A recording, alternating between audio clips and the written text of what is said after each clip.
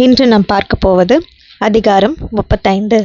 தலைப்பு: பெற்றோர்கள் நல்ல குணங்களை உருவாக்குவது எப்படி?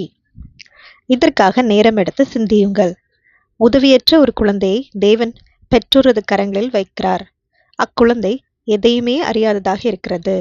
தேவன் மீது அன்பு செலுத்த அதற்கு கற்றுத்தரப்பட வேண்டும். தேவ பயத்திலும் தேவ கடிந்துரையிலும் அது வளர்க்கப்பட வேண்டும். தெய்வீக மாதிரியின்படி உருவாக்கப்பட வேண்டும். பிள்ளைகளுக்கு இந்த பயிற்சியை கொடுக்கும் வேலையின் முக்கியத்துவத்தை பெற்றோர்கள் பார்க்க வேண்டும். நித்தியத்திற்குரியவைகள் அதில் உள்ளன என்பதை பார்க்கும் பொழுது சிறந்த ஒரு முயற்சியை இதற்கென்று எடுப்பார்கள். கோட்பாடுகளை புரிந்து கொள்ளுதல். குழந்தை பருவத்தில் உண்டான பழக்கங்களும் கற்றுக்கொண்ட பாடங்களும் குணத்தை உருவகித்து பிள்ளையின் எதிர்காலத்தை திசை திருப்புகிறது. பிற்காலங்களில் கொடுக்கப்படும் அறிவுரைகளை விடவும் பயிற்சியை விடவும் இந்த சிறு பிராய அனுபவங்கள் பெரிய தாக்கத்தை ஏற்படுத்தும். பெற்றோர்கள் இதை மனதில் கொள்ள வேண்டும். பிள்ளைகளின் பராமரிப்பிலும் பயிற்சியிலும் இவ்வடிப்படை கூறுகளை நினைவில் நிறுத்தி கொள்ள வேண்டும். சரீரமும் மனமும் ஒழுக்கமும் ஆரோக்கியத்துடன் வளர்க்கப்பட வேண்டும். மேலோட்டமாக செயல்படாதீர்கள். எல்லா காரியங்களுமே மேலோட்டமாகவே கையாளப்படும் காலத்தில் நாம் வாழ்ந்து கொண்டிருக்கிறோம். குழந்தை பருவத்திலிருந்தே ஒரு மேலோட்டமான பயிற்சியை பிள்ளைகள் பெற்றிருக்கிறார்கள். எனவே உறுதியான குணம் படைத்தவர்களை நாம் பார்ப்பதில்லை. சரியும் மணலின் மேல் அவர்களது குணம் கட்டப்பட்டிருக்கிறது. சுயமறுப்பையும் சுய கட்டுப்பாட்டையும் அவர்கள் பெற்றிருப்பதில்லை. தவறான வளர்ப்பினால் நடைமுறை வாழ்க்கைக்கு தகுதியில்லாதவர்களாக கெடுக்கப்பட்டிருக்கின்றனர். இன்பங்களின் மேல் கொண்டுள்ள நாட்டமே பிள்ளைகளை கட்டுப்படுத்துகிறது. செல்லம் கொடுக்கப்பட்டும் விருப்பம் போல் இருக்க விடப்பட்டும் சீரழிக்கப்பட்டிருக்கிறார்கள். ஜெபத்தினாலும் பலப்படுத்துங்கள், விசுவாசத்தினாலும் பிள்ளைகளை பலப்படுத்துங்கள். தங்களை குறித்து எதையுமே அறியாத, எதையுமே செய்ய முடியாத பிள்ளைகள் உலகினுள் கொண்டு வந்திருக்கிறீர்கள். அவர்களது எதிர்கால மகிழ்ச்சிக்கு நீங்களே பொறுப்பாளிகள். அவர்களது நித்தியத்திற்கான வாழ்வும் உங்கள் கரங்களில் உள்ளது. தேவனுக்கென்று இப்பிள்ளைகளை நீங்கள் பயிற்றுவிக்க வேண்டும். இதை உணர்ந்தாலும் உணராமல் இருந்தாலும் இப்பாரம் உங்கள் மீது சுமத்தப்பட்டிருக்கிறது. எதிராளியானவனின் வருகையை உடனே கண்டுகொள்ள கவனமாக இருங்கள். அவனுக்கு எதிராக ஒரு தரத்தை எழுப்புங்கள். ஜெபத்தினாலும் விசுவாசத்தினாலும் அவர்களை சுற்றி ஒரு கோட்டையை கட்டுங்கள். கவனமாக கண்காணியுங்கள். ஒவ்வொரு நொடிக்கும் சாத்தான் அவனது தாக்குதல்களை நமக்காக வைத்திருக்கிறான். உண்மையுடன் வேலை செய்வதிலிருந்து ஒரு வினாடி கூட நாம் ஓய்வெடுக்க முடியாது. உங்கள் நிலையில் ஒரு கணம் கூட தூங்கிவிடக் கூடாது. இது மிக முக்கியமான ஒரு போராட்டம். நித்தியத்திற்கான பின்விளைவுகள் இதில் அடங்கியுள்ளன. உங்களுக்கும் உங்கள் குடும்பத்தினருக்கும் வாழ்வையும் சாவையும் நிர்ணயிக்கத்தக்கதாக இது உள்ளது. உங்கள் நிலையில் உறுதியாக இருங்கள். பெற்றோர்கள் அநேக வேளைகளில் பிள்ளைகளை அதிகமாக நம்பிவிடுகிறார்கள். பிள்ளைகள் தங்கள் தவறுகளை பெற்றோர்களிடமிருந்து மறைத்து விடுகிறார்கள். பெற்றோர்களை பிள்ளைகளை கவனத்துடன் கண்காணியுங்கள். அறிவுறுத்துங்கள், கடிந்து கொள்ளுங்கள், ஊக்கப்படுத்துங்கள். உட்காரும் பொழுதும் நிற்கும் பொழுதும் போகும் பொழுதும் வரும் பொழுதும் இதை செய்யுங்கள். கற்பனையின் மேலும் கற்பனையும், கற்பனையின் மேலும் கற்பனையும், பிரமாணத்தின் மேல் பிரமாணமும், பிரமாணத்தின் மேல் பிரமாணமும், இங்கே கொஞ்சமும் அங்கே கொஞ்சமாய் கற்றுத்தாருங்கள். இளம் பிராயத்திலும் உங்கள் பிள்ளைகளை கட்டுப்படுத்துங்கள். அநேக பெற்றோர்கள் இதை செய்ய தவறுகிறார்கள். இது பரிதாபத்திற்குரியது.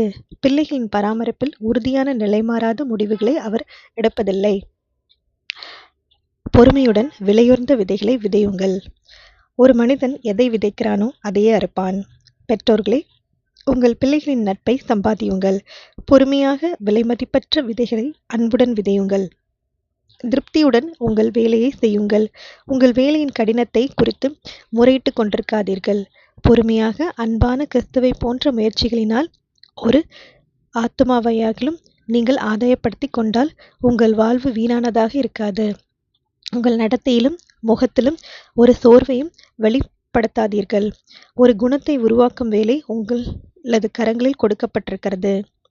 தேவனின் உதவியுடன் அவரது திராட்சை தோட்டத்தில் வேலை செய்து அநேகரை ஆதாயப்படுத்தும் வேலையை செய்ய ஒரு நபரை நீங்கள் ஆயத்தப்படுத்துகிறீர்கள். நல்ல பழங்களை பெற்று கொள்ளவும் நல்ல இயல்புகளை வளர்த்து கொள்வதற்கும் ஒரு உயரிய தரத்திற்கு உங்கள் பிள்ளைகளை உயர்த்துங்கள். அவர்களது குறைகளை பொறுமையுடன் கையாளுங்கள். தேவன் உங்களை பொறுமையுடன் கையாண்டு கொண்டிருக்கிறார். அவருடைய மகிமைக்கென்று நீங்கள் கனிகள் கொடுக்கும்படி உங்களை பராமரித்துக் கொண்டிருக்கிறார். குறைவுபடும் பண்புகளை வளர்த்துக்கொள்ள பிள்ளைகளை ஊக்கப்படுத்துங்கள். கட்டளைகளுக்கு பணிய கற்றுக் கொடுங்கள்.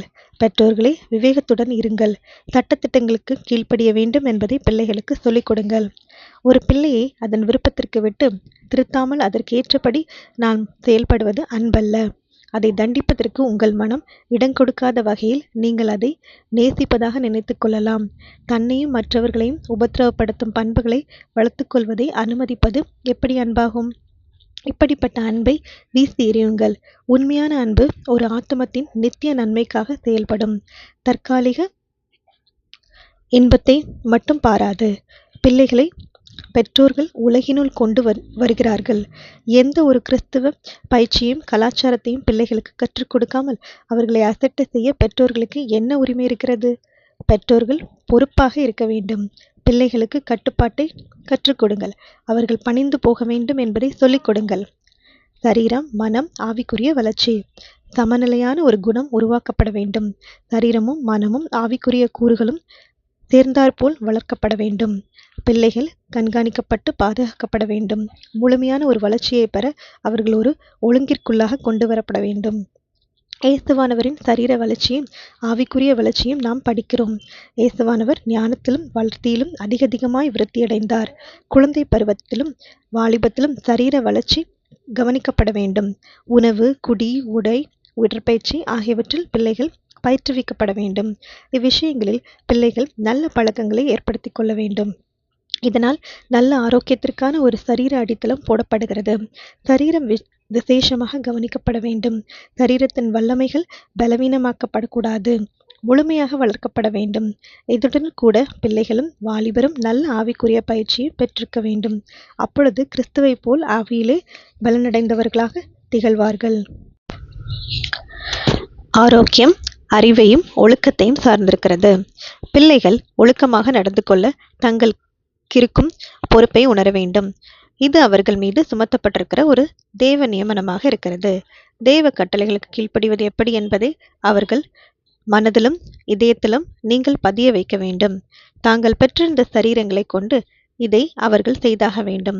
நல்ல ஆரோக்கியம் அறிவாற்றலுக்கும் ஒழுக்கத்திற்கும் நெருங்கிய தொடர்புடையதாக இருக்கிறது. ஆரோக்கியத்தையும் இதயத்தில் தூய்மையும் பெற்றிருந்தால் நல்ல வகையில் வாழுவதற்கும் ஒரு ஆசீர்வாதமாக திகழ்வதற்கும் ஆயத்தப்பட்டிருப்பார்கள். மனதை சரியான விதத்திலும் சரியான திசையிலும் சமநிலைப்படுத்திக் கொள்வது மிக முக்கியமான வேலை.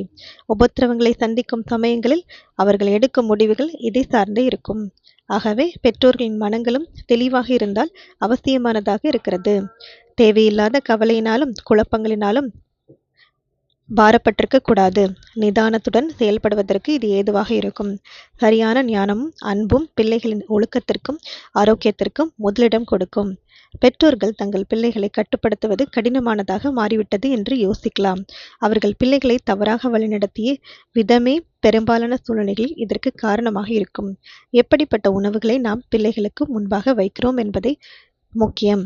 தகாத உணவுகள் தவறான உணர்வுகளையும் ஆசைகளையும் தூண்டும். மிருக பண்புகளை பலப்படுத்தும். அவர்களது அறிவாற்றல் ஒழுக்கம் பலவீனப்படும். மனதிற்கும் நல்ல உணவு தேவை. தரமில்லாத எதற்கும் மனம் இடம் கொடுக்கக்கூடாது. இதற்கேற்ற விதத்தில் பிள்ளைகளின் ஆசைகளையும் நாட்டங்களையும் சீர்படுத்துங்கள். தரம் தாழ்த்தும் எந்த சிந்தனையோ செயலோ அனுமதிக்கப்படக்கூடாது. கிறிஸ்துவின் கிருபையே தீமைக்கு எதிரான ஒரே மருந்து. தீமையை இது நெருங்கிவிடாமல் நிறுத்துகிறது. நம்மை சுற்றி தீமையும் இருக்கிறது, நன்மையும் இருக்கிறது. இவைகளில் எது உங்கள் பிள்ளைகளின் மனங்களை நிரப்ப வேண்டும்? இந்த முடிவை நீங்களே எடுக்கிறீர்கள். தற்பரமையும் தேவ பயமில்லாத நடத்தையுமே நம்மை சூழ்ந்திருக்கிறது. மாசற்ற தூய்மையான எண்ணங்களே பிள்ளைகளின் சிந்தைகளை ஆட்கொள்ள வேண்டும். சரீரம் ஆரோக்கியமாக இருக்க நல்ல உணவு தேவை என்பதை படித்தோம். மனமும் ஆரோக்கியத்துடனும் பலத்துடனும் இருக்க நல்ல உணவு தேவை. தங்களை பற்றி சிந்தியாமல் தங்களுக்கு மேலானவைகளை பற்றி பிள்ளைகளை சிந்திக்க வையுங்கள். பரிசுத்தமான தூய்மையான ஒரு சூழலில் வசிக்கும் மனம் சுயநலத்தை நாடாது. பயனில்லாதவைகளையும் மாயமானவைகளையும் தேடாது. உண்மையானவைகளும் இயற்கையானவைகளும் நிரந்தரமானவைகளும் இன்று உயர்த்தப்படுவதில்லை. மாறாக உண்மையற்றவைகளும் மேலோட்டமானவைகளுமே பெரிதாக உயர்த்தப்படுகின்றன. தவறான திசையில் வழிநடத்து பவைகளிலிருந்து மனம் காக்கப்பட வேண்டும். சிந்தையின் ஆற்றலை கூட்டாத தரமில்லாத பயனற்ற கதைகள் ஒரு யுடியராக இருக்கக்கூடாது. மனம் எதை உட்கொள்கிறதோ சிந்தையும் யோசனையும் அதன்படி இருக்கும். சிறந்த அறிவாற்றல் மட்டுமே போதுமானதல்ல. உங்கள் பிள்ளையின் சிறப்பான அறிவாற்றல் உங்களை மகிழ்விக்கலாம். ஆயினும் பரிசுத்தப்படுத்தப்பட்ட ஒரு இதயத்தின் கட்டுப்பாட்டில் அது இயங்க வேண்டும். இல்லையெனில் தேவ திட்டங்களுக்கு நேர் எதிராக செயல்படும். சிருஷ்டிப்பினாலும் மீட்பினாலும் தேவன் நம்மீது கூறும் உரிமைகளை நாம் ஆழமாக உணர்ந்து கொள்ள வேண்டும். இது நடந்தால் மட்டுமே வெற்றியை தரும் குணத்தையும் விவேகத்தையும் ஆழ்ந்த அறிவையும் நாம் பெற முடியும். இவ்வுலகிலும் வெற்றியடைவோம், வரும் வாழ்க்கையிலும் வெற்றி அடைவோம். குணவிருத்தியில் மேன்மை அடையுங்கள். பிள்ளைகளுக்கு நன்றாக உழைக்க கற்றுக் கொடுத்தால் அபாயத்தில் பாதி அளவை கடந்து விடுவோம். ஒரு வேலையும் இல்லாமல் சோம்பலாக இருப்பது நல்ல எல்லா சோதனைகளுக்கும் வழிநடத்தும். துணிகரமாக இல்லாதபடி எளிமையாக நடந்து கொள்ள பிள்ளைகளுக்கு சொல்லிக் கொடுப்போம். உதவி செய்யும் மனதுடன் தற்தியாகத்துடனும் இருந்து பொருளாதாரத்தை சீராக நிர்வகிக்கும்படியாக பிள்ளைகள் கற்றுக்கொள்ள வேண்டும். அதிகமாக செலவுகளை செய்யாதபடி அதே நேரத்தில் கஞ்சத்தனத்தை காட்டாமலும் இருப்பதே நல்ல பொருளாதாரம். எல்லாவற்றிற்கும் மேலாக தேவன் அவர்கள் மீதும் உரிமை கோருவதை நாம் கற்றுக் கொடுக்க வேண்டும். வாழ்க்கையின் ஒவ்வொரு அங்கத்திலும் அவர்களது விசுவாசத்தை நடைமுறைப்படுத்தவும் அவர்கள் தெரிந்து கொள்ள வேண்டும். தேவனை முதன்மையாக நேசித்து மனிதர்கள் மீதும் அன்பு செலுத்த வேண்டும். வாழ்வை மகிழ்வூட்டும் கரிசனையாக சிறு உதவிகளையும் செய்ய மறுத்துவிடக்கூடாது. பரலோக ஞானத்துக்கு ஜெபியுங்கள். பெற்றோர்கள் பிள்ளைகளுக்கு சரியான ஒரு பயிற்சியை கொடுக்க வேண்டும். இதற்காக தேவனிடம் ஞானத்திற்காகவும் உதவிக்காகவும் ஜெபிக்க வேண்டும். அவர் ஏற்றுக்கொள்ளக்கூடிய பிள்ளைகளாக வளர்க்க வேண்டும். உலகம் போற்றுவதற்கான ஒரு கல்வியை கொடுக்க பெற்றோர்கள் பிரயாசப்பட வேண்டியதில்லை. அழகான ஒரு குணத்தை உருவாக்கி கொள்ளவே ஒரு நல்ல கல்வி கொடுக்கப்பட வேண்டும். தேவ அங்கீகரிப்பை பெறும் குணமாக இது இருக்க வேண்டும். இள மனங்களை சரியாக கையாளும் ஞானத்தை பெற்றுக்கொள்ள அதிகமான ஜெபம் வேத வாசிப்பும் தேவை. பெற்றோர்கள் பிள்ளைகளை சரியாக திசை திருப்புவதை சார்ந்தே வாழ்க்கை அமைகிறது. ஒழுக்கமான வாழ்க்கைக்கும் ஆவிக்குரிய வாழ்க்கைக்கும் நல்வழிகள். நல்ல குணங்களையுடைய பிள்ளைகளை பெற்றோர்கள் உலகிற்கு கொடுக்க வேண்டும். இப்பொறுப்பை நிறைவேற்றுவதன் அவசியத்தை பெற்றோர்களுக்கு கூறப்பட வேண்டும். சோதனைகளை மேற்கொள்ள ஒழுக்கத்தை பெற்றிருக்கவும் தேவனை கனப்படுத்தும் ஒரு வாழ்க்கையும் வாழவும் சக மனிதருக்கு ஆசீர்வாதமாகவும் இருக்க வேண்டும். இப்படியாக வாழ்க்கையை துவங்குவோரை உலகத்தின் ஒழுக்கக்கேடான தீமைகள் தீட்டுப்படுத்தாது. சரியாக தேர்ந்தெடுக்க கற்றுக் கொடுங்கள். பரலோகில் நெய்யப்பட்ட அந்த ராஜரீக வஸ்திரத்தை தேர்ந்தெடுத்து கொள்ள பிள்ளைகளுக்கும் வாலிபருக்கும் சொல்லிக் கொடுக்கப்படட்டும். வெளிப்படுத்தல் 19:8. வெண்மையான தூய்மையான வஸ்திரம் பரிசுத்தவான்கள் எல்லோரும் தரித்து கொள்ளும் வஸ்திரமாக இருக்கும். கிறிஸ்துவின் மாசற்ற குணமே இவ்வஸ்திரம். இது இலவசமாக எல்லா மனிதருக்கும் கொடுக்கப்படுகிறது. ஆயினும் இதை பெற்றுக்கொள்பவர்களே தரித்து கொள்ள முடியும். தூய்மையான அன்பான யோசனைகளுக்கு தங்கள் மனங்களை திறக்க பிள்ளைகளுக்கு கற்றுக் கொடுக்கப்படட்டும். அன்போடு எல்லோருக்கும் உதவட்டும். இதை செய்வதன் மூலம் கிறிஸ்துவின் அழகிய அங்கேயே தரித்துக் கொள்கிறார்கள். இவ்வஸ்திரம் அவர்களை அன்பானவர்களாகவும் நேசிக்கப்பட தக்கவர்களாகவும் மாற்றும். ராஜாவின் அரண்மனைக்குள் நுழைவதற்கு தகுதியாகவும் இது இருக்கிறது. ஆமேன்.